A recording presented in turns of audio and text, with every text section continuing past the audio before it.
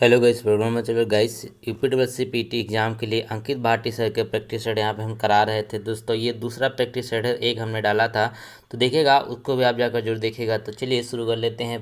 PT practice set बहुत ही शानदार इनके प्रश्नों का लेवल रहता है और काफ़ी अच्छे तरीके से, व्यवस्थित तरीके से इनके प्रैक्टिस सेट में हर चीज़ आपको दी गई है। तो चलिए देख लेते हैं। वीडियो पसंद आए तो उसको लाइक जरूर कर दीजिए। तो चलिए शुरुआत कर लेते हैं। पहले आप देखिएगा कि भारतीय इतिहास के 5 प्रश्न आपके एग्जाम में आने हैं, तो इनको यहाँ पे हम शुरू कर लेते हैं। ठीक है, तो देखिएगा पहला क्वेश्चन कहता है कि हरिश्चंद्र निम्नलिखित में से किन राजाओं में किसके राज कवि थे। जो हरिश्चंद्र थे वो राजाओं में किसके राज कवि हुआ करते थे। तो इसका जो राइट आंसर होगा दोस्तों वो क्या हो जाएगा आपका ऑप्शन नंबर ए, यानी कि समुद्रगुप्त इसके राइट आंसर हो जाएंगे। बेसिकली हरिश्चंद्र जो थे वो समुद्रगुप्त के राज कवि थे। हरिश्चंद्र ने इलाहाबाद प्रशस्ति लेख की रचना करी है, ये भी जानना आपके लिए जरूरी है। और समुद्रगुप्त को क्या भारत का नेपोलियन भी कहा जाता है। ठीक है, क्वेश्चन नंबर 2 में देखिएगा।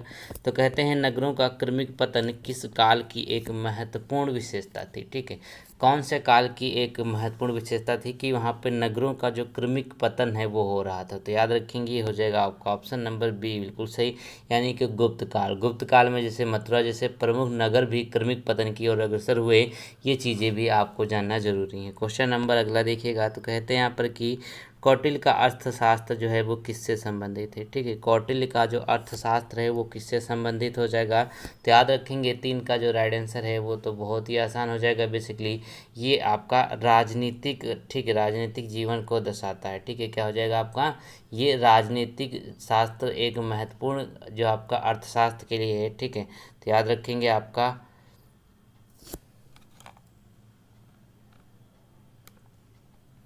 इसका जो राइट आंसर क्या हो जाएगा आपका डी हो जाएगा। ठीक है, चलिए क्वेश्चन नंबर अगला देखेंगे। तो कहते हैं यहाँ पे कलानौर में राज्याभिषेक के समय अकबर की आयु कितनी थी। ठीक है, कलानौर में जब राज्याभिषेक किया गया तो उस समय अकबर की आयु कितनी थी, ये तो क्वेश्चन कई बार पूछा गया है।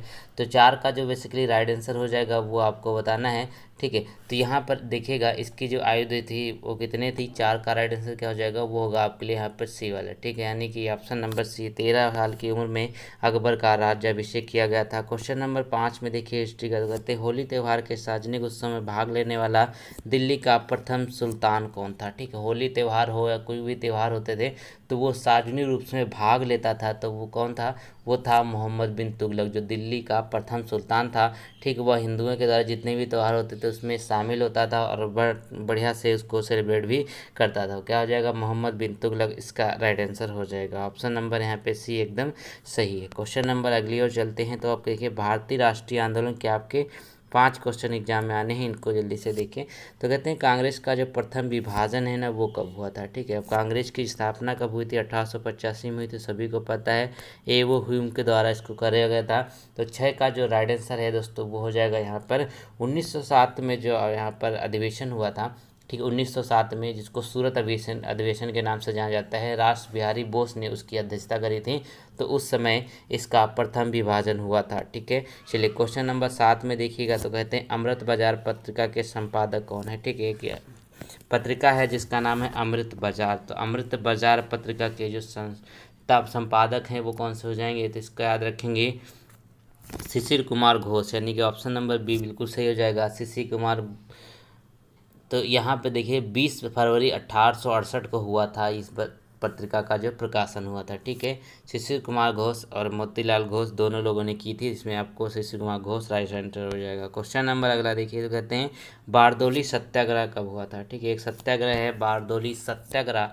तो इसका राइट आंसर क्या हो जाएगा, वो हो जाएगा यहाँ पर क्या 1928 में हुआ था। ठीक है, 1928 जून 1928 इसका राइट आंसर हो जाएगा।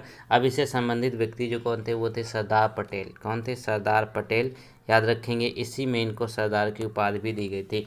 क्वेश्चन नंबर 9 में देखिए। तो कहते हैं कैबिनेट मिशन भारत कब आया था। अब कैबिनेट मिशन जो है ना वो भारत कब आया था ये आपसे पूछा गया है। तो इसका राइट आंसर क्या हो जाएगा, 1946 में कैबिनेट मिशन जो भारत आया हुआ था। तो ये अच्छा प्रश्न है। अब यहाँ पे इसकी अध्यक्षता किसने करी थी, याद रखेंगे स्टेफोर्ड क्रिप्स के द्वारा करी गई थी। ठीक है, किसके द्वारा, स्टेफोर्ड क्रिप्स के द्वारा इसकी यहाँ पर अध्यक्षता भी करी गई थी। क्वेश्चन नंबर 10 में देखिएगा। तो कहते हैं कि सबके लिए एक जाति एक धर्म एक ईश्वर का नारा किसने दिया था। ठीक है, सबके लिए एक जाति एक धर्म एक ईश्वर का नारा किसने दिया। तो 10 का जो राइट आंसर हो जाएगा वो हो जाएगा श्री नारायण गुरु। कौन होंगे, श्री नारायण गुरु, यानी कि ऑप्शन नंबर ए यहाँ पे एकदम सही हो जाएगा। इन्होंने ये एक नारा दिया था जो बहुत ही अच्छा है। चलिए क्वेश्चन नंबर अगले देखेंगे। अब भूगोल के भी 5 प्रश्न आपके एग्जाम आने हैं, तो इनको भी जल्दी से लेते हैं। तो कहते हैं कि निम्नलिखित में से किस एक महाद्वीप में अब उसके संपूर्ण क्षेत्रफल मैदानी भाग का प्रतिशत सर्वाधिक है। ठीक है, एक महाद्वीप है जहाँ पे संपूर्ण क्षेत्रफल जो है मैदानी भाग का परसेंट वहाँ पर सबसे ज़्यादा, मैदानी भाग सबसे ज़्यादा वहाँ पाया जाता है। तो याद रखेंगे जो यूरोप है ना, ये इसका राइट आंसर हो जाएगा। यूरोप में मैदानी भाग का परसेंटेज जो है वो अधिक है। ऑप्शन नंबर 20 का एकदम सही है। क्वेश्चन नंबर अगला देखिएगा। तो कहते हैं यहाँ पे कि दक्षिण आल्प्स पर्वत श्रेणी स्थित है। ठीक है, क्या होगा? दक्षिण आल्प्स पर्वत जो श्रेणी है वो कहाँ पर स्थित है? तो 12 का राइट आंसर है वो आपके लिए हो जाएगा यहाँ पर। दक्षिण आल्प्स पर्वत जो है वो न्यूजीलैंड के दक्षिणी द्वीप में स्थित है। ठीक है, कहाँ पे है? न्यूजीलैंड के दक्षिणी द्वीप में स्थित है। अब यहाँ की सबसे ऊंची जो चोटी है ना वो है आवा राकी तथा माउंट कुक। क्या हुआ? आवा राकी तथा माउंट कुक है। चलिए क्वेश्चन नंबर 13 में कहते हैं कि संसार की छत्र किसे कहा जाता है। अब संसार की छत्र किसे कहा जाता है? तो ये तो बहुत ही आसान हो जाएगा, पामीर इसका राइट आंसर हो जाएगा। चलिए क्वेश्चन नंबर अगला देखिएगा। तो कहते हैं यहाँ पे शैतान का गोल्फ कोर्स नामक जो प्रसिद्ध घाटी है वो कहाँ पर स्थित है। ठीक है, याद रखेंगे शैतान का गोल्फ कोर्स, जिसको डेविस गोल्फ कोर्स के नाम से भी जाना जाता है, प्रसिद्ध मृत्यु घाटी डेथ वैली स्थित है। ये कहाँ पर है? 14 का राइट आंसर है। ये आपका हो जाएगा यूएसए में। ठीक है, यूएसए में कहाँ पर है? यूएसए में एक जगह है मोजावे रेगिस्तान। ठीक है, याद रखेंगे डेथ वैली नेशनल पार्क भी यहाँ पर स्थित है। चलिए क्वेश्चन नंबर अगला देखिएगा। तो कहते हैं कि गोबी मरुस्थल कहाँ पर स्थित है। एक मरुस्थल है गोबी मरुस्थल, यह कहाँ पर स्थित है?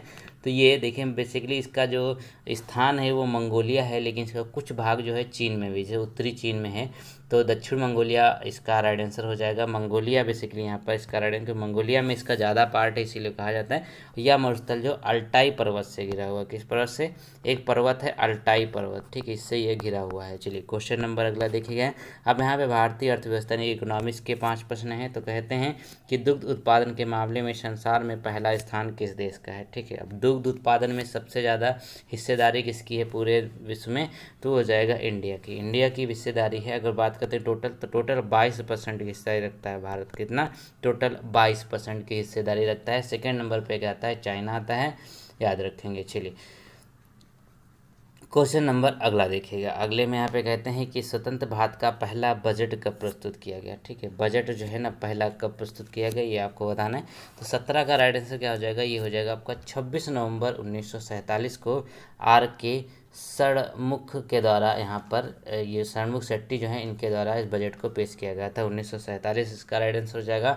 अब स्वतंत्र भारत का पहला पूर्णकालीन बजट के नाम से भी एक क्वेश्चन आता है, तो वो 1948-49 में पेश किया गया था। और पहला बजट है जो वो षणमुखन शेट्टी के द्वारा पेश किया गया 1947 में। क्वेश्चन नंबर अगला यहाँ पर कहते हैं कि 22 जनवरी 2015 को कौन सी योजना प्रारंभ करी गई थी और ये योजना कहाँ से प्रारंभ हुई? एक हिंट दें अगर आपको तो हो जाएगा कहाँ से? आपकी हरियाणा से इस योजना को प्रारंभ किया गया था।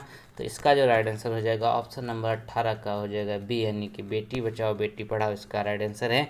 ये योजना स्टार्ट हुई थी 12 जनवरी 2015 को। क्वेश्चन नंबर अगला कहता है यहाँ पर कि मिश्रित अर्थव्यवस्था की धारणा का प्रतिपादन करने का श्रेय किस अर्थशास्त्री को जाता है। ठीक है, मिश्रित अर्थव्यवस्था की धारणा का प्रतिपादन करने का श्रेय किस अर्थशास्त्री को जाता है?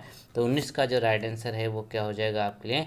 वो हो जाएगा यहाँ पर आपका एडम। ठीक है, क्या हो जाएंगे यहाँ पर? Adam Smith. मिश्रित अर्थव्यवस्था की धारणा का प्रतिपादन जो है एडम स्मिथ को जाता है, यानी कि ऑप्शन नंबर 20 का एकदम करेक्ट हो जाएगा। क्वेश्चन नंबर देखिए 20 में तो कहते हैं भारत का प्राचीनतम विशाल उद्योग कौन सा है। भारत का जो प्राचीनतम विशाल उद्योग है वो कौन सा हो जाएगा?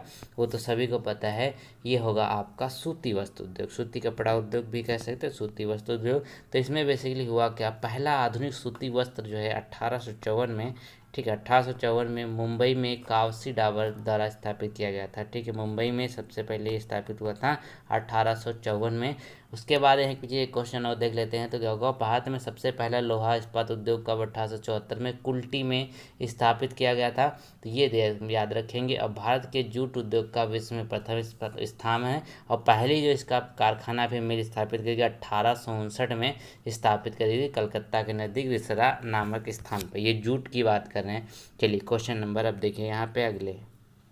तो गाइस पॉलिटी के प्रश्न में नज़र डालिए। तो कहते हैं यहाँ पे 5 प्रश्न आपके एग्जाम में आएंगे पीटी के। तो पहला क्वेश्चन कहता है कि किस अधिनियम के द्वारा केंद्र में द्विसदनी विधायिका बनाई गई थी। ठीक है, अब द्विसदनी विधायिका किस अधिनियम के द्वारा बनाई गई, कौन सा एक्ट पारित किया गया था उस समय। तो इसका राइट आंसर क्या हो जाएगा, 1919 में जो एक आया था भारतीय परिषद अधिनियम, उसके द्वारा यहाँ पर इसमें द्विसदनीय विधायिका की व्यवस्था करी गई थी। क्वेश्चन नंबर अगला कहता है यहाँ पर कि किस वर्ष में जन गण मन को भारत राष्ट्रगान के रूप में अपनाया गया था। ठीक है, अब जनगण मन जो है वो भारत का राष्ट्रगान के रूप में कब अपनाया गया, ये भी क्वेश्चन अच्छा है, पूछा जाता है, तो याद रखेंगे 1950 हो जाएगा। ठीक है, 1950 में ही अपनाया गया था, 1947 में नहीं अपनाया गया था, क्योंकि 3 साल के बाद, आज़ादी के 3 साल बाद ही इस भारत के राष्ट्रगान को अपनाया गया था, जो जनगण मन नाम से जाना जाता है। क्वेश्चन नंबर अगला है यहाँ पर कि कहता है कि 6 से 14 वर्ष की आयु के सभी बच्चों को शिक्षा का अधिकार मिले, ये चीज़ क्या है। ठीक है, आप देखिएगा तो यहाँ पे देखिए शिक्षा का अधिकार जो 6 से 14 वर्ष के सभी बच्चों को दिया जाता है। अगर कोई माता पिता ऐसा नहीं करता है तो कानूनी रूप से यहाँ पर वो अपराधी हो जाता है। तो 23 का राइट आंसर क्या हो जाएगा बी, यानी कि ये मूल अधिकार है, ये हर हाल में मिलना चाहिए, ये सभी का एक अधिकार है, जो मूल अधिकार है 6 से 14 वर्ष के बच्चों के लिए शिक्षा। क्वेश्चन नंबर अगला देखिए यहाँ पे, तो कहते हैं कार्यपालिका से न्यायपालिका के सेपरेशन का सिद्धांत संविधान के किस भाग में वर्णित है। ठीक है, कार्यपालिका से न्यायपालिका के सेपरेशन का सिद्धांत जो है किस भाग में वर्णित है। तो 24 का जो राइट आंसर है दोस्तों वो हो जाएगा यहाँ पे राज्य के नीति निर्देशक तत्व, यानी कि ऑप्शन नंबर सी इसका एकदम सही हो जाएगा। राज्य के नीति निर्देशक तत्व में इसका प्रावधान उल्लेखित मिलता है। क्वेश्चन नंबर अब देखिए 25, तो कहते हैं कि उच्चतम न्यायालय की प्रथम महिला न्यायाधीश कौन थी। ठीक है, उच्चतम न्यायालय की अगर प्रथम महिला न्यायाधीश की बात कर लेंगे तो वो कौन थी। तो 25 का जो राइट आंसर है ना वो क्या हो जाएगा आपका ऑप्शन नंबर सी हो जाएगा, यानी कि जो एम फातिमा बीबी ना, सुश्री एम फातिमा बीबी, ये प्रथम महिला न्यायाधीश थी उच्चतम न्यायालय की, सुप्रीम कोर्ट जिसे कहा जाता है। याद रखेंगे, ये हो गए हमारे 25 क्वेश्चन।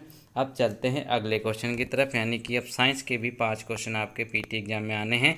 तो कहते हैं यहाँ पर कि किस अंग के भीतर पित्ताशय अवस्थित होता है। ठीक है, कौन सा एक अंग है जिसके भीतर पित्ताशय अवस्थित रहता है।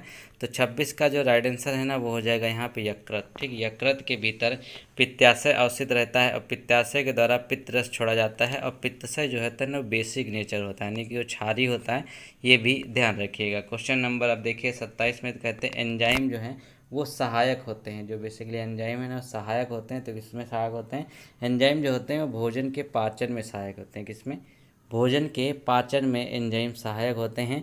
इसमें बेसिकली क्या चीज़ होता है, इसमें कार्बोहाइड्रेट, प्रोटीन और वसा को विघटित कर पचाने में सहायक होते हैं ये एंजाइम। ठीक है, क्वेश्चन नंबर अगला देखिएगा 28 में, तो कहते हैं वस्तु की मात्रा बदलने पर अपवर्तित रहेगा। ठीक है, वस्तु की अगर यहाँ पे मात्रा क्वांटिटी बदल दी जाती है किसी भी वस्तु की, तो उसमें क्या चीज़ जो है चेंज रहेगा, वो मतलब अनचेंज रहेगा, वो चेंज नहीं होगा।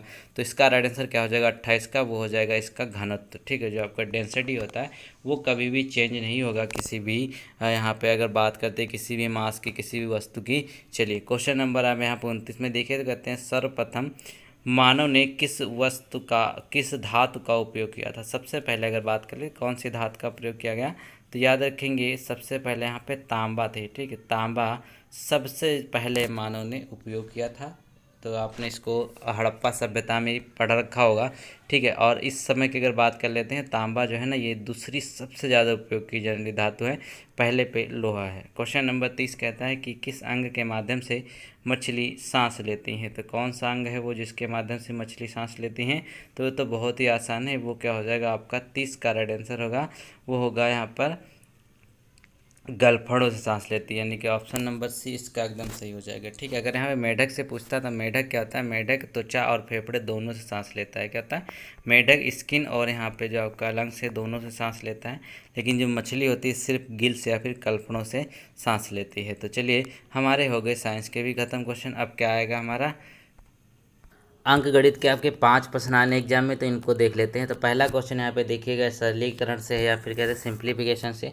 तो आपको ये क्वेश्चन दिख रही होगी, तो इसमें हम सबसे पहले क्या करते हैं, सबसे पहले हम यहाँ पर छोटे ब्रैकेट को सॉल्व करते हैं। तो अंदर के सबसे छोटे ब्रैकेट को हम यहाँ पर सॉल्व करने वाले हैं। ठीक है, अब यहाँ पर देखिएगा इसको हम सॉल्व करेंगे तो क्या हो जाएगी, एक्स हो जाए एक्स की -3/5 में हो जाएगा कि नहीं हो जाएगा। ठीक है, अब इसके बाद यहाँ पे देखिएगा जो हमारा जो इसकी पावर लगेगी जाके वो कितनी लगेगी जाके, वो लगेगी जाके हमारी 1/5 × -5/3 × 5 हो जाएगा, ये हमारी इक्वेशन बन जाएगी। अब इस इक्वेशन को हम सॉल्व कर लेंगे काट पीट करके, तो क्या हो जाएगा, हमारा जो x की पावर आ जाएगी बेसिकली वो हमारी 1 आ जाएगी। ठीक है, क्या x की पावर 1 आ जाएगी, तो क्या राइट आंसर होगा आपका x यहाँ पे हो जाएगी, यानी कि ऑप्शन नंबर सी इसका एकदम सही हो जाएगा। बहुत ही अच्छा क्वेश्चन था। अब चलिए 32 के क्वेश्चन की बात कर लेंगे दोस्तों। तो 32 में जो कहा गया वो देखिए,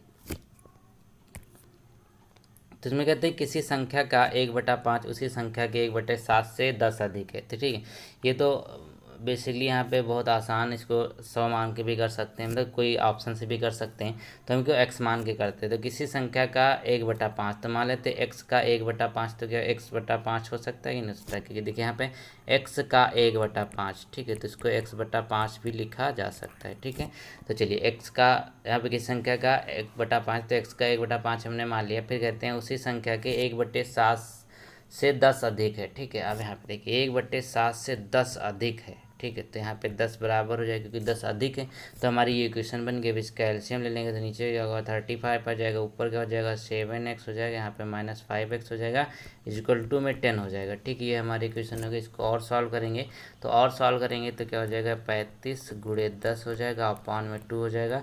अब यहाँ पे देखिएगा 350 अपॉन 2 हो जाएगा, तो x की वैल्यू क्या हो जाएगी 175 आ जाएगी। ठीक है, 175 आपका राइट आंसर यहाँ पर हो जाएगा। चलिए क्वेश्चन नंबर अब देखिए 33 में, तो 33 वाला तो बहुत ही आसान है। कहते हैं यहाँ पर 2/5 है, 5/6 है, 11/22 है, और यहाँ पे 7/8 है। तो सबसे बड़ी भिन्न आपको इसमें ज्ञात करनी है, वो कौन सी होगी। ठीक है, सबसे बड़ी भिन्न इसमें कौन सी होगी, तो इसका मैं एक अच्छा सा तरीका बताता हूँ ना। एक अच्छा सा तरीका ये है कि आप इसको क्या करेंगे, एक तो एलसीएम वाला तरीका होता है, इससे नहीं करना है। ठीक है, सबसे बड़ी भिन्न ज्ञात करना है, तो करना क्या है, आपको ऊपर वाली संख्या में, जैसे ये 2/5 लिखा हुआ ना 2/5, तो ऊपर वाली संख्या में यहाँ पे सब में 2 जीरो बढ़ा लीजिए, तो ये आ जाएगा 500/6 हो जाएगा। ठीक है, इस तरीके से यहाँ पे 1100/12 हो जाएगा।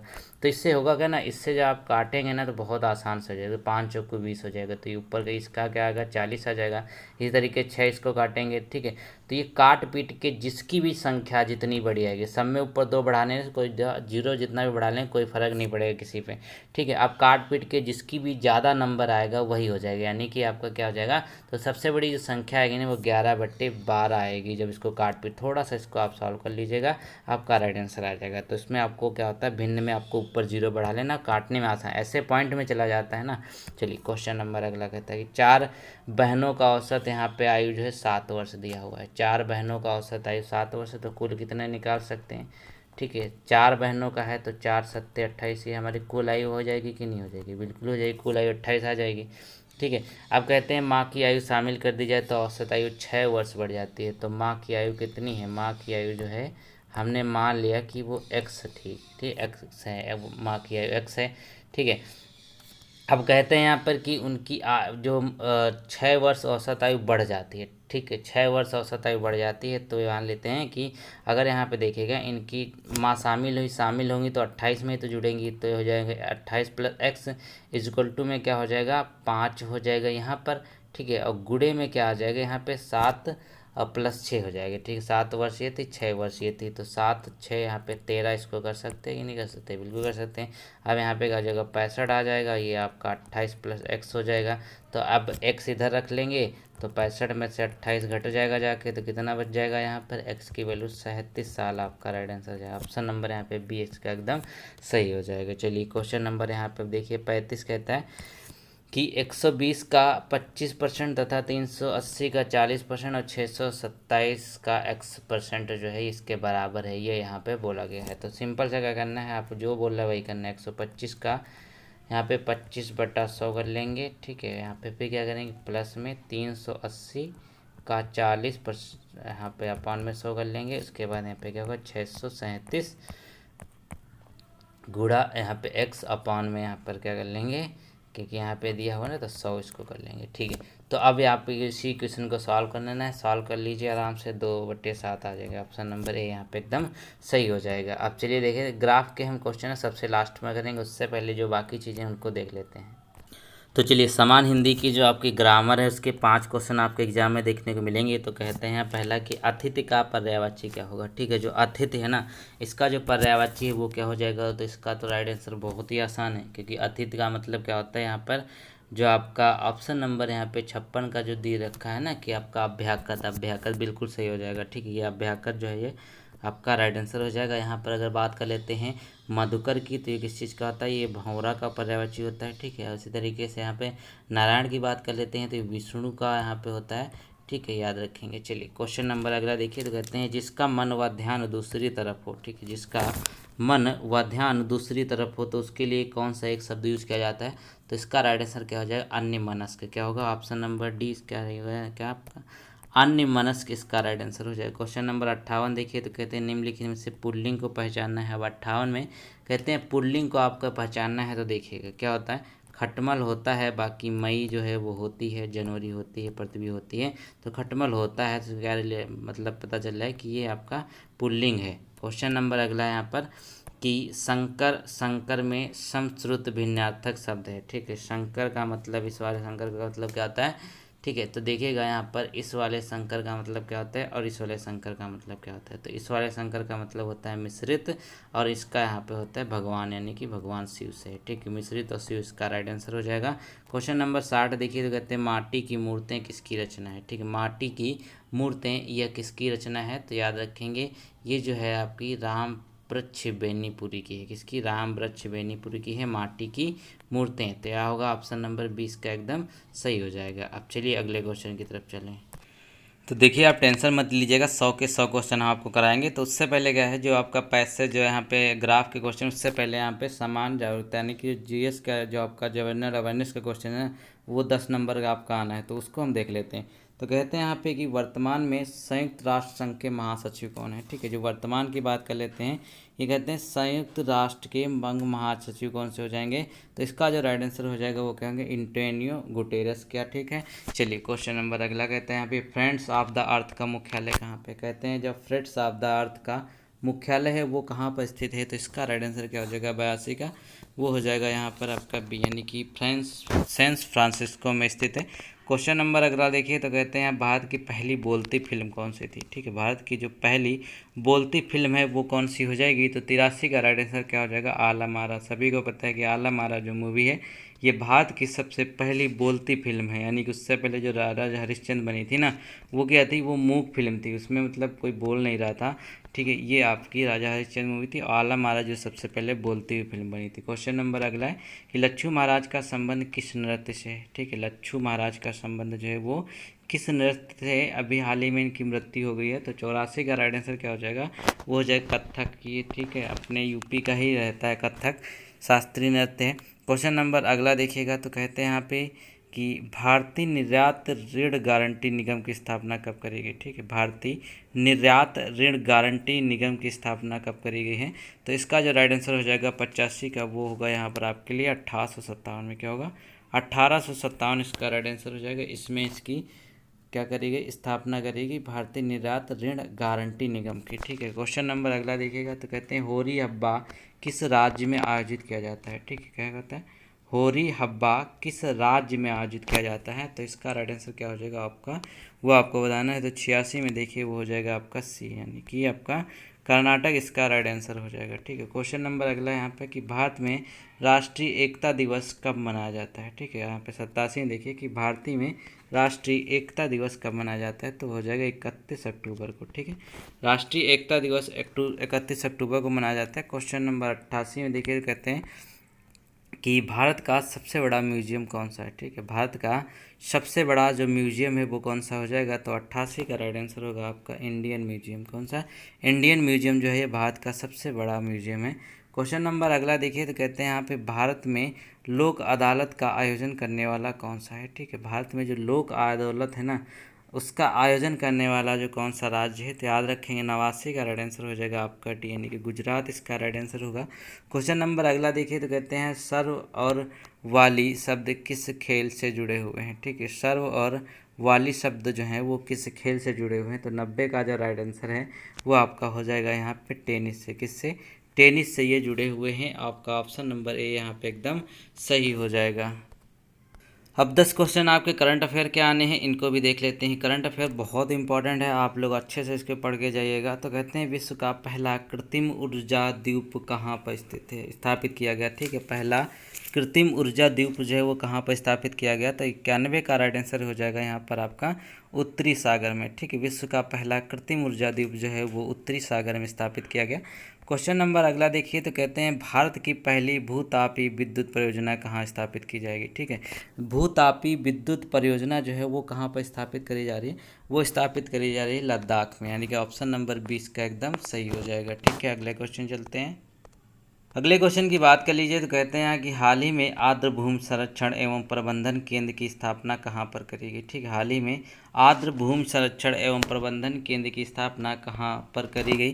तो 93 का जो राइट आंसर है वो आपके लिए हो जाएगी, यानी ऑप्शन नंबर सी, यानी कि चेन्नई से इसकी स्थापना करी गई थी, आर्द्र भूमि संरक्षण एवं प्रबंधन केंद्र की स्थापना। क्वेश्चन नंबर 94 कहता है कि भारत का पहला सीएनजी ट्रैक्टर किसने लॉन्च किया। ठीक है, अब भारत का पहला सीएनजी ट्रैक्टर भी लॉन्च हो चुका है, तो ये किसके द्वारा लॉन्च किया गया है।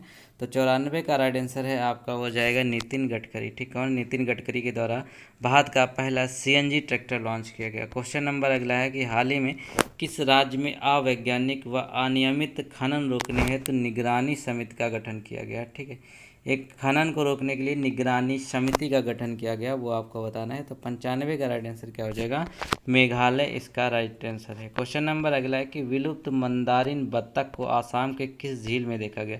एक बत्तख है जिसका नाम है मंदारिन, ये बेसिकली विलुप्त हो चुकी है, लेकिन इसको हाल ही में असम की एक झील में देखा गया। तो वो क्या हो जाएगा यहाँ पर, वो होगा आपका सी, यानी कि जो मांगुरी मोटापुंग झील है ना, उसमें इसको देखा गया है। तो ये अच्छी बात है। क्वेश्चन नंबर अगला देखिए, यहाँ पर कहते हैं पश्चिमी घाट में झाड़ी मेढक की कितनी प्रजातियों की खोज करी गई। ठीक है, झाड़ी मेढक के कुछ प्रजातियों की खोज करी गई है। तो 97 का राइट आंसर क्या होगा, वो होगा ऑप्शन नंबर सी, यानी कि 5 टोटल झाड़ी मेढक की प्रजातियों की खोज करी गई। क्वेश्चन नंबर अगर 98 देखें तो कहते हैं निम्न में से कौन सा यूएई का पहला मंगल मिशन है। ठीक है, यूएई का जो पहला मंगल मिशन था वो कौन सा लॉन्च किया गया। तो 98 का राइट आंसर क्या है, वो हो जाएगा आपका यहाँ पे होप प्रोब। ठीक, क्या होगा, होप प्रोब जो है यूएई का पहला मंगल मिशन है। क्वेश्चन नंबर 90 में देखिए, 99 में देखिए तो कहते हैं डीआरडीओ द्वारा सॉलिड फ्यूल डक्टेड रैमजेट का सफल उड़ान कहाँ पर किया गया। ठीक है, डीआरडीओ का जो सॉलिड फ्यूल डक्टेड रैमजेट है ना, इसका सफल उड़ान कहाँ से किया गया है। तो वो हो जाएगा यहाँ पर आपका ऑप्शन नंबर डी इसका सही हो जाएगा। ठीक है, क्वेश्चन नंबर देखिए लास्ट में, तो कहते हैं हाल ही में किस देश को एबोला वायरस मुक्त घोषित किया गया है। तो 100 का जो राइट आंसर होगा दोस्तों वो हो जाएगा कांगो। कांगो जो है गणराज्य को, इसको इबोला वायरस मुक्त घोषित किया गया है। बाकी प्रश्न जो बचे उनको देख लेते हैं। तो गाइस यहाँ पे देखिए आपके जो पीटी का एग्ज़ाम, इसमें 2 पैसेज पूछे जाने हैं। ठीक है, हिंदी के 2 पैसेज आएंगे जो बहुत ही आसान होंगे। तो अगर आप इसको स्किप करना चाहते हैं स्किप कर दीजिए, वरना अगर आप पैसेज कर लेंगे तो आपकी प्रैक्टिस अच्छी हो जाएगी। क्योंकि पिछली बार जो पीटी का एग्ज़ाम था उसमें पैसेज थोड़ा सा कठिन पूछे गए थे, 61 से 65 क्वेश्चन पैसेज पैदा थे। तो पूर्णिमा की रात थी ये वाला पैसेज है, तो वीडियो पॉज करके आप पढ़ लीजिए इसको। ठीक है, वीडियो पॉज कर लें, आराम से आप इसको पढ़ सकते हैं। ये थोड़ा सा और है, इसका पहला क्वेश्चन है, यहाँ पे देख लेते हैं। तो बोला गया कि अचानक कौन दिखाई पड़ता है। तो अभी हमने इसमें पढ़ा था कि अचानक कौन दिखाई पड़ता है। तो 61 का जो राइट आंसर होगा दोस्तों वो क्या हो जाएगा। देखिए पैसेज क्या है, पैसेज में कुछ नहीं होता है, बस आपको थोड़ा ध्यान से इसको पढ़ना पड़ता है। तो इसमें हमने अभी देखा कि सीटी वाला लड़का उसको अचानक से दिखाई देता है। क्वेश्चन नंबर अगला देखिए, तो कहते हैं किस्सा सुनाने वाले लड़के का मुंह क्यों नहीं देख पाया। ठीक है, किस्सा सुनाने वाले लड़के का मुंह क्यों नहीं देख पाया, क्योंकि अभी हमने पैसेज में यही चीज़ पढ़ी ना कि लड़का तेज़ी से निकल गया, लड़का तेज़ी से निकल गया, ये राइट आंसर है। क्वेश्चन नंबर 63 कहता है कि लड़के ने क्या नहीं पहना था। ठीक है, लड़के ने क्या नहीं पहना था। ठीक है, तो 63 का राइट आंसर क्या हो जाएगा, वो हो जाएगा यहाँ पे ओवरकोट। ओवरकोट उसने नहीं पहना था, बाकी ब्लेजर पहना था, टोपी पहना था, स्कार्फ पहने हुआ था। ठीक, क्वेश्चन नंबर 64 में देखिए, तो कहते हैं लड़के ने सैर करने वाले का हाथ क्यों नहीं थामा। ठीक है, सैर करने वाले का हाथ क्यों नहीं थामा, इसकी वजह ये थी कि वह एक भूत था। क्या था, वह एक भूत था। ये सब हम पैसे में पढ़ चुके हैं। 65 कहता है कि लड़के के बारे में सबसे अनोखी बात क्या थी। तो 65 का राइट आंसर क्या हो जाएगा, वो हो जाएगा यहाँ पर आपका बी, यानी कि उसकी आंखें चांदनी सी चमकीली और ठंडी थी। ठीक है, ये आपके हो गए 5 क्वेश्चन। आप गद्यांश 2 में देख लेते हैं, दूसरा गद्यांश भी है आपका। तो चाय में दो, ये भी आपका 5 नंबर का आना है, तो 66 से 70 के बीच में। तो चाय के 2 प्रकार हैं, ये चाय के बारे में एक पैसेज दिया है, तो पैसेज को आप वीडियो पॉज करके पढ़ लीजिएगा, ठीक है। चलिए ये थोड़ा सा और है, तो चलिए पहला क्वेश्चन देखिए। तो कहते हैं कि चीन और जापान में मुख्यतः प्रचलित चाय में होता है, ठीक है। चीन और जापान की जो प्रचलित चाय है उसमें क्या होता है, तो इसका राइट आंसर क्या हो जाएगा, हल्का हरा रंग होता है चाय में, ठीक है। चलिए क्वेश्चन नंबर अगला देखिएगा। अगले प्रश्न में देखिए, तो कहते हैं यहाँ पे कि जब रोलिंग मशीनें पत्तियों का प्राकृतिक रस निकालती हैं तो पत्तियाँ कैसी हो जाती हैं, ठीक है। जब रोलिंग मशीनें निकालती हैं तो उसमें क्या होता है, बेसिकली इससे जो है नुकसान ही होता है, क्योंकि यहाँ पे देखिए स्वाद विशेष हो जाता है और पत्तियाँ जो है वो मुड़ जाती है, जो ओरिजिनल स्वाद रहता है वो नहीं रहता है। क्वेश्चन नंबर 68 कहता है कि इससे प्राकृतिक रस बाहर निकल आता है, इससे विशेष स्वाद प्रदान किया जाए। तो प्राकृतिक का विलोम पूछा है, तो ग्रामर की हो गया, तो प्राकृतिक का जो विलोम होगा वो क्या हो जाएगा, तो 68 का राइट आंसर हो जाएगा कृत्रिम। प्राकृतिक मतलब जो प्रकृति में आया हो, और कृत्रिम का मतलब जो कृत्रिम है, इंसानों के द्वारा बनाया गया। क्वेश्चन नंबर 69 कहता है कि किड़वन से पत्तियां हो जाती हैं, ठीक। किड़वन जो है ना, इससे पत्तियां हो जाती हैं, तो 69 का राइट आंसर क्या हो जाएगा, वो हो जाएगा यहाँ पर सी, यानी कि चमकीली और तांबे के रंग की हो जाती हैं। कैसी हो जाती हैं, चमकीली और तांबे के रंग की हो जाती हैं किड़वन से पत्तियां, ठीक है। क्वेश्चन नंबर अब 70 में देखिएगा, तो कहते हैं कि अधिकांश यूरोपियनों को डैश पसंद है, ठीक। यूरोपीय जो यूरोपीय होती हैं उनको कौन सी चाय सबसे ज़्यादा पसंद है, तो उनको ब्लैक टी पसंद है, ठीक। काली चाय, अपने यहाँ काली चाय कोई पीता भी नहीं है। चलिए क्वेश्चन नंबर अगले देखिए। अगले में क्या है, समान अंग्रेजी के क्वेश्चन है, तो समान अंग्रेजी क्वेश्चन है, इनमें क्या है, आपको अपोजिट वर्ड बताना है, यानी कि एंटोनिम्स बताना है। तो ग्लूमी का जो एंटोनिम्स होगा वो क्या हो जाएगा, ठीक है। ग्लूमी का जो एंटोनिम्स हो जाएगा वो क्या होता है, आपको बताना है 71 में। देखिए आपके इंग्लिश में क्या है, आपको 5 क्वेश्चन आने ही, बस 5 आने हैं, ठीक है, इंग्लिश में। और उसके बाद क्या है, आपको 5 क्वेश्चन इंग्लिश के आने हैं, और बाकी चीज़ें जो है ना, उसमें 3 क्वेश्चन आपके ग्रामर के आ सकते हैं और 2 क्वेश्चन आपके पैसेज से आ सकते हैं। तो ग्लूमी का मतलब क्या होता है, उसका अपोजिट आपको बताना है। तो 71 का राइट आंसर क्या हो जाएगा, वो हो जाएगा ए, रेडियंट हो जाएगा, ठीक है। ग्लूमी का रेडियंट हो जाता है। फिर स्ट्रिफ जो है उसका क्या हो जाएगा, यहाँ पर 72 का राइट आंसर वो हो जाएगा पीस, ठीक है। स्ट्रिफ का पीस हो जाता है। फिर कहता है यहाँ पे कि आइसोलेशन जो है ना, आइसोलेशन का यहाँ पर जो अपोजिट होगा वो क्या हो जाएगा, 73 का राइट आंसर हो जाएगा बी, यानी एसोसिएशन होता है। आइसोलेशन का मतलब क्या होता है, अकेले, ठीक है। और उसका आइसोसिएशन का मतलब एक संगठन हो जाएगा। पीस का मतलब यहाँ पे शांति हो जाएगी। यहाँ पे मतलब क्या होता है, शोर शराबा या फिर थोड़ा उपद्रव भी कह सकते हैं। चलिए क्वेश्चन नंबर अगला देखिए। तो ये पैसेज हमने बोला, पैसेज की भी आपके पिछली बार 3 क्वेश्चन आए थे शायद, तो इस बार भी ये पैसेज, ये छोटा सा पैसेज, आप इसको वीडियो पॉज करके पढ़ सकते हैं इंग्लिश का। चलिए इसके क्वेश्चन हम देख लेते हैं। तो उम्मीद है आप लोगों ने पैसेज पढ़ लिया होगा। तो चलिए इसका पहला क्वेश्चन देखें। तो कहते हैं school of thoughts can be explained as, ठीक है। तो स्कूल के थॉट हैं जो किस तरीके से एक्सप्लेन किए जा सकते हैं वो यहाँ पर आपको बताना है। तो 74 का जो राइट आंसर हो जाएगा, देखिए अभी हमने पैसेज में पढ़ा था, the groups of people having the same ideas but with the different perception on particular subject. तो ये आपका राइट आंसर है, यानी कि स्कूल ऑफ थॉट इस तरीके से एक्सप्लेन किए जा सकते हैं। क्वेश्चन नंबर अगर 75 में देखिए, तो कहते हैं यहाँ पर कि broad general knowledge is necessary because, ठीक। जो ब्रॉड जनरल नॉलेज होती है वो ज़रूरी होती है किस चीज़ के लिए, तो 75 का यहाँ पे जो राइट आंसर है दोस्तों वो हो जाएगा इट्स ब्रॉडन वन आउटलुक। क्या करता है, ये किसी का एक मतलब ब्रॉड कर देता है, देखने का नज़रिया बदल देता है, ये चीज़ यहाँ पर हो जाएगी। अब चलते हैं यहाँ पर 76 से 80 के बीच में जो आपके रीजनिंग के 5 क्वेश्चन आपके एग्जाम में पूछे जाने हैं। तो वैसे क्वेश्चन नंबर जो 76 है वो पूछा गया है यहाँ पर आपका, ठीक है, रिलेशन से। अब रिलेशन में देखिए तो कहते हैं कि दीपक रीमा का पति है और उसका राकेश उसका बेटा है, राकेश की बहन रीना है। सुमन नरेश की बेटी है, नरेश रीना का चाचा है, नरेश रीमा से किस प्रकार संबंधित है, ठीक है। तो पहले से हम शुरुआत कर लेते हैं छोटे छोटे स्टेप से कि दीपक जो है वो रीमा का पति है, ठीक है। तो हमने दीपक के स्थान पे यहाँ पे डी बना लिया है और रीमा के स्थान पे हम क्या करेंगे, इसका पति है ना, तो यहाँ पे रीमा यानी कि आई एम लिख देते हैं, पूरा लिख देते चलिए। तो ये रीमा जो हो जाएंगी यहाँ पे, ये लेडीज हो जाएंगी और दीपक की यहाँ इनके पति हैं तो पॉजिटिव हो जाएंगे। फिर कहता है उसका राकेश उसका बेटा है, ठीक है। अब राकेश उसका बेटा, तो इन दोनों का जो बेटा हो जाएगा वो राकेश हो जाएगा, ठीक है। हमने यहाँ पे राकेश बना दिया। अब क्या कहते हैं यहाँ पर कि राकेश की बहन रीना है, ठीक है। राकेश की जो बहन है, अब यहाँ पे इसी की बहन जो यहाँ पे रीना हो जाएगी, ठीक है। हमने यहाँ पे लिख दिया, ये रीमा थी, ये रीना हो जाएगी। इस तरीके से फिगर बन गया। अब यहाँ पे कहते हैं कि नरेश रीना का चाचा है, ठीक है। जो नरेश है ना वो रीना का चाचा है। तो रीना का चाचा कौन है, इसके पापा के भाई हो जाएंगे। तो पापा के भाई कौन से हो जाएंगे, ये नरेश हो जाएंगे, ठीक है। ये पापा के भाई नरेश हो गए।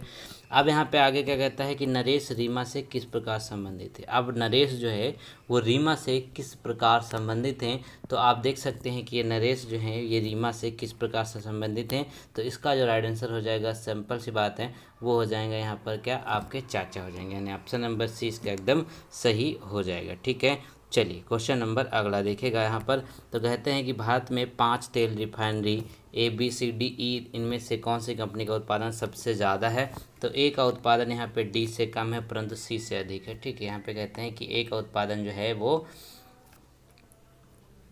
डी से कम है परंतु सी से अधिक है, डी का उत्पादन सर्वाधिक नहीं है। ठीक है, आप इसको एक एक चीज़ को डिवाइड कर लेंगे तो क्या हो जाएगा, सबसे ऊपर ई हमारा हो जाएगा, फिर यहाँ पे डी हो जाएगा, ए हो जाएगा, बी हो जाएगा, सी हो जाएगा। इस तरीके से अगर आप देखेंगे तो क्या होगा, ए का उत्पादन डी से कम है, ए का उत्पादन डी से तो कम है। अब यहाँ जो ऊपर बढ़ते हुए ऊपर का उत्पादन ज़्यादा है, नीचे वालों का कम है। ठीक है, तो इस फिगर के अकॉर्डिंग अगर देखेंगे तो 77 का राइट आंसर होगा आपका नंबर सी हो जाएगा। ठीक है, चलिए क्वेश्चन नंबर अगला देखिएगा। तो कहते हैं निम्नलिखित में से असंगत ढूंढना, यानी सबसे जो इसमें डिफरेंट है इसको आपको चयन करना है, इसको ढूंढना है। तो क्या हो जाएगा यहाँ पर, ठीक है, तो इसमें क्या हो जाएगा, गोला जो है ना वो सबसे डिफरेंट हो जाएगा। बाकी अगर आयत देखें, त्रिभुज देखें, वर्ग देखें, समचतुर्भुज वृत्त देखें ना, तो ये क्या हो जाएगा, ये आपकी सभी जो है वो आपकी क्या है, वो द्विविमीय आकृति है। द्वि मतलब क्या है, ये आपका ठीक है 2D डायमेंशन है, जितनी भी है 2D है, लेकिन आपका जो गोला हो जाता है वो 3D हो जाता है। ठीक है, क्या होगा, गोला 3 डायमेंशन हो जाती है गोला में, बाकी सब 2D है, ये 3D पिक्चर इसीलिए होगा। तो ऑप्शन नंबर यहाँ पे जो आपका डी है वो एकदम सही हो जाएगा। क्वेश्चन नंबर अगला देखिएगा। तो कहते हैं सूची में जो भिन्न है वो आपको बताना है। ठीक है, 17 में देखिए जो कहते हैं सबसे भिन्न है वो आपको बताना है। ठीक है, अब यहाँ पे देखिएगा, अगर बात करते हैं अनसुना करना, परिहार, पहचानना, अस्वीकार, अपेक्षा, अनदेखी, आँख छिपाना, भूलना और लेना, तो सभी अगर शब्दों पे नज़र डालिएगा, ठीक है, तो इसमें पहचाना शब्द को अगर आप देखिएगा, यहाँ पे पहचाना शब्द को अगर आप देखेंगे तो ये एक पॉजिटिव सेंस में आता है। बाकी जितने भी क्वेश्चन, जितने भी यहाँ पे आपको देख रहे हैं, ये सारे के सारे निगेटिव सेंस में आते हैं। तो क्या होगा, पहचानना आपका राइट आंसर हो जाएगा, ऑप्शन नंबर ए हो गया। चलिए क्वेश्चन नंबर अब यहाँ पे अगला देखिएगा। तो कहते हैं कि दिल्ली से एक बस 45 मिनट बाद छूटती है। ठीक है, दिल्ली से एक बस 45 मिनट बाद छूटती है। पूछताछ अधिकारी ने एक यात्री को बताया कि दिल्ली से अभी बस 10 मिनट पहले छूटी है, वह आगामी बस 10:45 मिनट पर जाएगी। बताइए पूछताछ अधिकारी द्वारा यात्री को सूचना कितने बजे दी गई, ये पूछा गया है। ठीक है, तो देखिए बताया गया आगामी समय कितना था। ठीक है, बताया गया कितना समय था, वो था 10:45। 10:45 जो है वो आगामी समय बताया जाता है। ठीक है, अब यहाँ पे कहते हैं पिछली बस छूटने का जो समय था वो 10 मिनट पहले था, यानी कि पिछली बस जो छूटी ना वो कब छूटी होगी। ठीक है, पिछली बस जो छूटी वो कब छूटी होगी, वो आपको यहाँ पे बताना है। 45 मिनट बाद छूटती है। ठीक, 45 मिनट बाद, तो कब छुट्टी होगी, 10 बजे छुट्टी होगी। ठीक, 10 बजे छुट्टी होगी। अब यहाँ पे कहते हैं कि सूचना देने का समय 10 मिनट पहले था। ठीक है, तो 10 मिनट पहले था तो क्या होगा, 10 में यहाँ पे जोड़ देंगे 10 मिनट, तो क्या होगा, 10:10 जो है आपका राइट आंसर हो जाएगा। 10:10 हो जाएगा, यानी कि ऑप्शन नंबर सी यहाँ पे एकदम करेक्ट हो जाएगा। चलिए अगले क्वेश्चन देखेंगे। तो अब ग्राफ के प्रश्नों को हम यहाँ चालू कर लेते हैं। ठीक, ग्राफ के प्रश्न आपके देखिए 10 जो क्वेश्चन आएंगे, ठीक है, वो आपके ग्राफ तालिका या पाई चार्ट से आएंगे, और बाकी 10 जो आएंगे वो तालिका से आएंगे। मतलब टोटल जो है 20 नंबर का आपका आना है। तो पहला जो यहाँ पे देख लेते हैं कि मनोज की जो मासिक आय है ना वो 16,000 रुपये है। ठीक है, मनोज की मासिक आय 16,000 रुपये है, और आपको इसमें डिवाइड देखने को मिल जाता है कि इतना इतना परसेंट जो यहाँ पे वो खर्च करता है। तो 16,000 आप अपने दिमाग में ज़रूर रखेंगे। तो चलिए पहला क्वेश्चन यहाँ पर हम देख लेते हैं। तो कहते हैं कि मनोज द्वारा भोजन पर किया गया व्यय कितना है। अब भोजन पर किया गया व्यय कितना है, 135% है। ठीक है, 135% है। अब देखिएगा 135% तो है यहाँ पर। ठीक है, ये व्यय पूछा गया है। अब यहाँ पे जो पूरा टोटल जो सर्किल का होता है वो 360 होता है, इसको अपान में हमेशा रखेंगे। फिर 16,000 जो हमारा था ये टोटल उसका जो वैल्यू थी, टोटल 16,000 वो यहाँ पे कमाता है। ठीक है, अब इसको यहाँ पे काट देंगे, तो जितना काट पीट के हमारा राइट आंसर आएगा वो आपका हमारा हो जाएगा राइट आंसर, यानी कि 6,000 यहाँ पे आपका राइट आंसर आ जाएगा। तो अब इसको काट दीजिए। ठीक है, आप इसको ऐसे भी काट सकते हैं। ठीक है, तो 8 से भी काट सकते हैं, 4 से भी काट सकते हैं, जितना 2 से जितना से काट सकते काट लीजिए, कट जाएगा आराम से। ठीक है, तो चलिए अगला क्वेश्चन देखिए, इसका राइट आंसर क्या हो जाएगा, 6,000 आपका यहाँ पर आ जाएगा। इस तरीके से करने होते हैं। अगला क्वेश्चन यहाँ पे कहता है कि मनोज द्वारा भोजन पर और किराए पर किए गए खर्च का अनुपात कितना है। ठीक है, यहाँ पे चलिए आ जाइए। तो भोजन पर किया गया खर्च और किराए पर, ठीक है, तो हमने भोजन का ऑलरेडी निकाल लिया है, कितना था भोजन का, भोजन का हमारा 6,000 अभी आया था कि नहीं आया था, उसी तरीके से हम किराए पर भी निकाल लेंगे। अब किराए पर का भी हमको आसानी से निकाल लेना है, तो क्या हो जाएगा, अच्छा ये अनुपात पूछा गया, ठीक है, इसको कुछ निकालने की जरूरत नहीं है, अनुपात पूछा गया तो सिंपल सी बात क्या है कि भोजन क्या 135 है और यहाँ पे किराया कितना 81 है, ठीक है। सिंपल सी बात है, आप इसको काट देंगे, काटने के बाद 5:3 आपका राइट आंसर हो जाएगा, ठीक है, 5:3 हो जाएगा, ठीक है। ये आपको इस तरीके से अनुपात निकालना है, ठीक है। चलिए 5:3 हो गया आपका राइट आंसर। चलिए अगला क्वेश्चन देखिए। अब 38 में क्या कहता है कि मनोज ने शिक्षा की तुलना में किराए पर कितना खर्च किया है, ठीक है। मनोज ने शिक्षा की तुलना में किराए पर कितना खर्च किया है, ये आपको बताना है, ठीक है। शिक्षा की तुलना में किराए पर कितना खर्च किया है ये देखिएगा। तो 38 में क्या है आपका, देखिएगा जो आपका शिक्षा है ना वो कितना है, यहाँ पे 81% है, ठीक है, 81 डिग्री है। उसके बाद यहाँ पे कितना है, किराया है 36, ठीक है। तो ये यहाँ पे अपान में 360 कर देंगे, गुणा यहाँ पे 1600 कर देंगे, ठीक है। तो ये क्या हो जाएगा आपका, यहाँ पे कितना 45 बचेगा, जाके 45/360 गुणे में 16,000 हो जाएगा। तो ये आप इसको काट पीट देंगे, काट पीटने के बाद आपका राइट आंसर जो 2,000 आ जाए, यानी ऑप्शन नंबर डी इसका एकदम सही हो जाएगा। अगला क्वेश्चन देखिए। तो कहते हैं यहाँ पर कि मनोज ने अन्य मदों पर कितना व्यय किया। अब अन्य का यहाँ पर आपको साफ साफ दिख रहा है कितना है, 108 डिग्री है। अन्य का कितना 108 है, तो 360 कर देंगे, गुणा 16,000 कर देंगे। इसको करने के बाद यहाँ पर आप इसको काट देंगे, आराम से आ जाएगा, ठीक है, 18, ठीक है। ये आप काट देंगे, आराम से आ जाएगा, कितना आपका 39 का राइट आंसर हो जाएगा 4800, ठीक है। चलिए क्वेश्चन नंबर अगला देखिए। तो 40 में यहाँ पे कहते हैं कि मनोज यदि किराए में कोई व्यय नहीं करता तो उसकी प्रतिमासिक बचत कितनी होती, ठीक। किराए में कोई अगर व्यय नहीं करता है तो उसकी प्रतिमासिक बचत कितनी होती। तो किराए का कितना है, किराए का है यहाँ पर आपका 81, ठीक। 81 को हम अगर 360 पे निकालेंगे 16,000 गुणा करके तो कितना हो जाएगा, ये हमारा आ जाएगा 3600 आ जाएगा, ठीक है, 3600 आ जाएगा। तो टोटल क्या बात कर रहे हैं कि 3600 बचत यहाँ पर होगी अगर वो इतना किराए में व्यय नहीं करता, मतलब इतना किराए में वो खर्चा नहीं करता, तो उसकी 3600 बचत होगी, ठीक है। तो ये आपका हो गया राइट आंसर। अब चलते हैं अगले क्वेश्चन की तरफ। अगला देखिए, यहाँ पे दंडारेख दिया हुआ है, छात्रों की संख्या और छात्राओं की संख्या, ठीक है। छात्रों की संख्या आपको छात्राओं की संख्या आपको ब्लैंक में दिखेगी और छात्रों की संख्या यहाँ पर आपको इस तरीके से दिखेगा, ठीक है। अब चलिए यहाँ पे इसके प्रश्नों को देख लेते हैं। इसके प्रश्नों में कहते हैं कि सबसे अधिक छात्र किस कक्षा में है, ठीक है, बोला गया सबसे अधिक छात्र जो है वो किस कक्षा में है, ये बोला गया। 41 में अगर आप ध्यान से देखेंगे तो सभी को पता है आपका जो 9 में ना इसमें सबसे ज़्यादा है, ठीक। इसके जो है ये 75 तक इसको जा रहा है ना, तो इसकी वैल्यू कितनी 75 हो जाएगी। तो सबसे ज़्यादा छात्र जो है ये आपके 9 क्लास में है, यानी कि 9th क्लास में सबसे ज़्यादा छात्र हैं। चलिए क्वेश्चन नंबर अगला देखिए। कहते हैं छात्राओं की औसत संख्या क्या है। 42 में अगर आप देखेंगे छात्राओं की औसत संख्या, औसत का मतलब क्या होता है, ठीक है, वो सभी को जोड़ करके यहाँ पे लिख देंगे तो आपका औसत आ जाएगा, मतलब निकाल ले कैसे। तो देखिए छात्राओं की पूछा है, छात्राओं का मतलब क्या है, यहाँ पर सिर्फ और सिर्फ आपको ब्लैंक वाले निकालना है। तो इसकी क्या हो जाएगी, इसकी हो जाएगी वैल्यू 60 हो जाएगी, इसकी वैल्यू हमारी 45 आ जाएगी, इसकी वैल्यू हमारी 45 आ जाएगी, इसकी वैल्यू हमारी 30 आ जाएगी, ठीक है। इन सभी को जोड़ देंगे तो कितना हो जाएगा 180 हो जाएगा। टोटल संख्या कितनी है 4 है, तो 4 से हम इसको काट देंगे तो क्या हो जाएगा 45 आ जाएगा। इसका औसत क्या हो जाएगा, एवरेज इसका 45 आ जाएगा, यानी कि आपका राइट आंसर हो जाएगा 42 का सी हो गया, ठीक है। चलिए क्वेश्चन नंबर अब यहाँ पे 43 में देखिए। तो कहते हैं कक्षा 9 में छात्रों की संख्या में कितने % की बढ़ोतरी हुई है। अब कितने % की बढ़ोतरी हुई कक्षा 9 में छात्रों की संख्या में, ठीक है। तो ये आपको अब देखना है ध्यान से, ठीक है। तो क्या हो जाएगा यहाँ पर, अब बढ़ोतरी कितनी हो जाएगी यहाँ पर ये देखिएगा। तो यहाँ पे क्या हो जाएगा, देखिएगा कक्षा 9 के छात्रों में % बढ़ोतरी 15 की हुई है मात्र, ठीक है। कितना यहाँ पे हुई, पहले यहाँ पे 60 था, ये 75 हो गया, ठीक है। तो ये बढ़ोतरी कितनी हुई 15 की हुई, कितने पे हुई 60 पे हुई, तो गुणा 100 कर लेंगे और यहाँ पे इसको काट देंगे। तो काटने के बाद आपका जो है राइट आंसर कितना आ जाएगा, वो 25% आ जाएगा, ठीक है, 25% आपका आ गया। चलिए अगला क्वेश्चन देखिएगा। तो कहते हैं यहाँ पर कि कक्षा 9 में छात्र छात्राओं की संख्या का अनुपात कितना है। कक्षा 9 में देखिएगा छात्र छात्राओं की संख्या का अनुपात कितना है ये पूछा गया। तो यहाँ पे देखिए, जहाँ पे छात्रों की संख्या 75 है और छात्राओं की संख्या कितनी है यहाँ पे, ये आपका 30 हो जाएगा। ठीक है, तो क्या हो जाएगा, 15 दूनी 30, 15 पचा 75, 5:2 इसका राइट आंसर हो जाएगी, नहीं हो जाएगा।